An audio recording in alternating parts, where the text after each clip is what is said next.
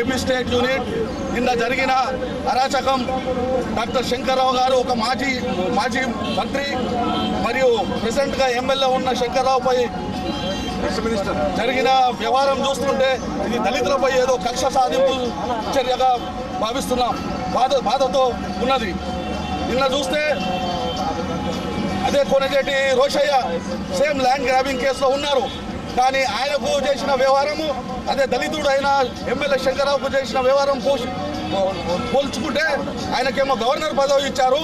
ఇక్కడ మన శంకర్రావు గారికి ఏమో బట్టలు లేకుండా చూసి లాక్కొని గుర్రలు లాగినట్టు లాగి పోలీస్ స్టేషన్లో తీసుకెళ్లారు. ఇక్కడ 6 నెలలు ఆయనకు ఓపెన్ హార్ట్ సర్జరీ అయింది. సర్జరీ అయ్యి దాన్ని కోలుకోవాలంటే కనీసం 6 నెలల సమయం కావాలి. అది కూడా చూడకుండా ఆయన ప్రాణాలకు ముప్పు తెచ్చే విధంగా, ఆయనకు చంపే విధంగా ఈ ప్రభుత్వం చేస్తున్నదని మేము ఖండిస్తున్నాం. అదే కాకుండా మొన్న చూస్తే మోపినేనికి కూడా రక్షణ కల్పిస్తున్నారు.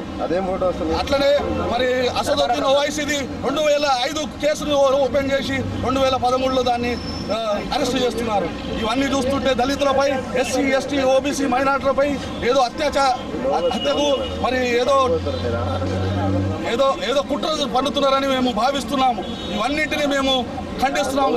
దాంట్లో పాల్పడ్డ అరెస్టులో చేసిన వ్యవహారంలో పాల్పడ్డ అందరూ ఏసీపీ, పోలీసు అందరినీ ఇమీడియట్ అట్రాసిటీ కేసు కింద బుక్ చేసి వాళ్ళను అరెస్ట్ చేసి శిక్ష చేయాలి. అట్లాగే దీనికి బాధితులైన సీఎం మరియు హోమ్ మినిస్టర్ సబితా ఇంద్రారెడ్డిని కూడా రిజిగ్నేషన్ డిమాండ్ చేస్తున్నాం.